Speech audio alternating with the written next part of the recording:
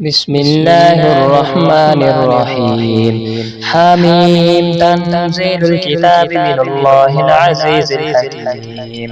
ما خلقنا السماوات والأرض وما بينهما إلا بالحق وأجل مسمى والذين كفروا عما أنذروا معرضون.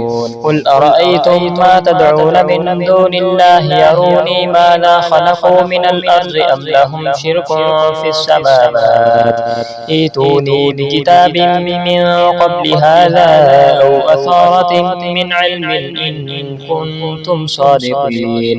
ومن أضل ممن يدعو من دون الله من لا يستجيب له إلى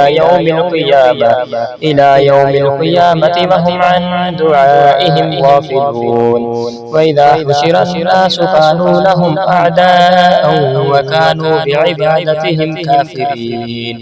وإذا تتلى عليهم آياتنا بينات قال الذين كفروا للحق لما جاءهم هذا سحر مبين أم يقولون افتراه قل إن افتريته فلا تملكون لي من الله شيئا هو أعلم بما تفيضون فيه كفى به شهيدا بيني وبينكم وهو الغفور الرحيم. قل ما كنت بدعا من الرسل وما أدري ما يفعل بي ولا بكم إن أتبع إلا ما يوحى إلي وما أنا إلا نذير مبين. قل أرأيتم إن كان من عند الله وكفرتم به وشهد شاهد من بني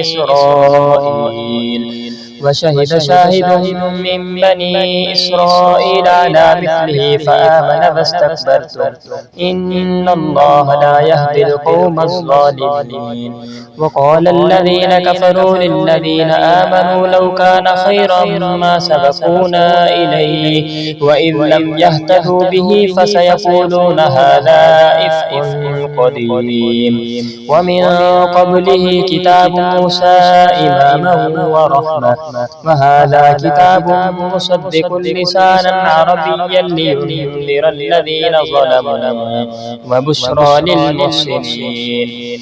إن الذين قالوا ربنا الله ثم استقاموا فلا خوف عليهم ولا هم يحزنون. أولئك أصحاب الجنة خالدين فيها جزاء بما كانوا يعملون. ووصينا الإنسان بوالديه إحسانا حملته أمه كرها ووضعته كرها وحمله وفصاله 30 شهرا حتى إذا بلغ أشده وبلغ 40 سنة قال رب